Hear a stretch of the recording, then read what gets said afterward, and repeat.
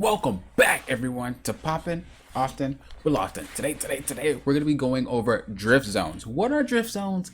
How to use drift zones. Now, I did choose Goofy. Defenders generally have a harder time turning and a harder time just rounding anything. They're very good going straight, but they're not that great at doing corners. If you can drift with a defender, you can drift with anybody. Now, I know Disney has been doing some stability patches, and so I'm not sure if this is a glitch or if this is intentional, but I'm able to play Goofy, the defender, like a speedster. I'm able to chain boost on pads now. Also, I do want to say that when you drift now, you're able to charge your nitros, and that was something that you weren't able to do. And I know that Lucas Anderson, shouts out to Lucas Anderson, how you doing? He said the same thing. He was like, well, I've noticed this. And I corrected him and I said, well, that's not something you can do. And so I was able to do it though. And I didn't really realize that because I usually play speedsters, but for this video I was playing a defender. So, there you go. So just keep that in mind.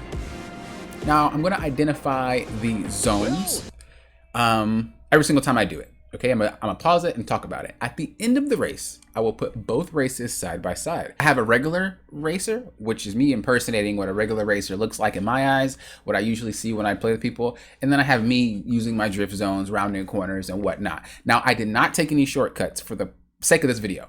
So I was not taking any shortcuts. This is just me basically drifting. That is it. So we are gonna talk about this after the video. I'm gonna put them side by side and you guys can see the difference between the two for yourselves, and hopefully it will help you out.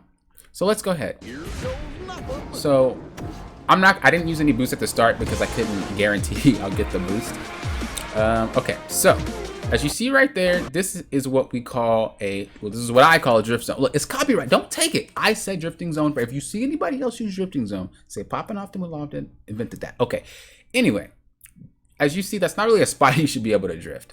Now, when I say drifting zones, these are areas that are straight lines. These are areas that usually you're kind of just riding. If you don't have any boost, if you don't have any items, you just feel like you're bored. You feel like you're not doing anything, right?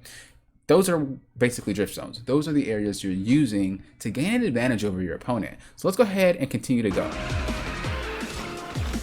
This next one coming up, now that's not really a drift zone.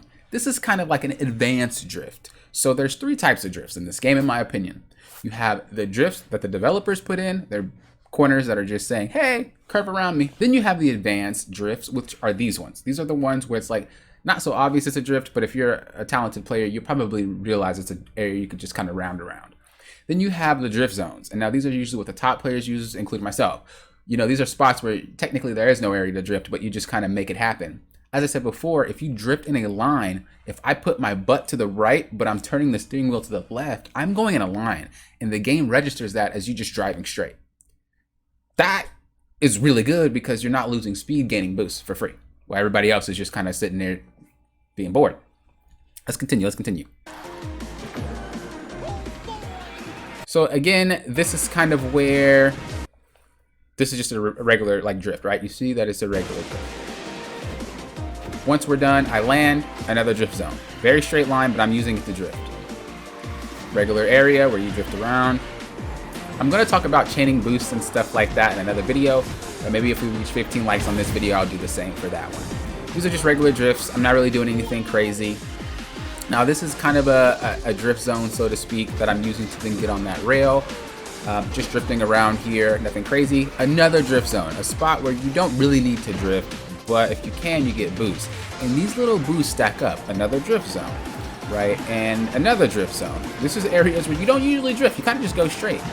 Now with obstacles, it's a little bit harder, but I think I'm outpacing the obstacles spawning, so I wasn't really running into many. But as you see, I'm still doing these drifts in these spots that just shouldn't have drifts.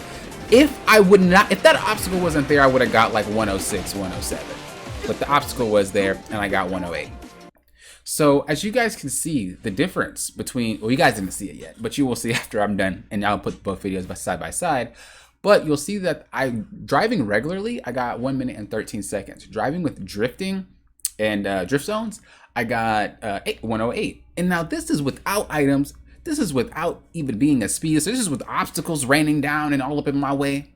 Imagine, and this is me not even taking shortcuts.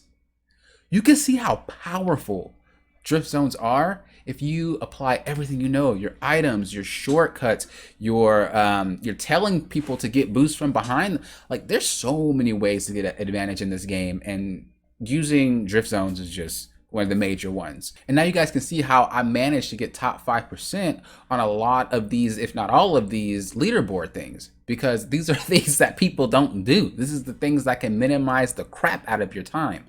Again, I'm not going to talk about shortcuts. I'm not going to talk about chaining your boost and whatnot. These are for different videos.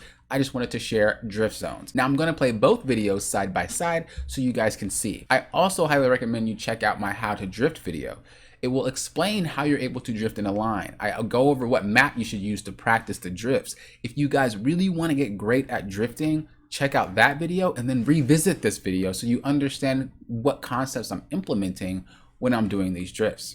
The video will be in the description below, but also I'll have the video on the end card at the end of this video. I hope you guys learned a lot. Of course, if you guys have any questions, please feel free to hop into my Discord. We could chat it up, pop it in that Disney Speedstorm channel, or comment down below and I'll do my best to answer you guys. Both in my Discord and in my comments, I try to be as active as possible. So please do your thing, ask those questions. Again, I hope you enjoyed, and here are both the videos side by side.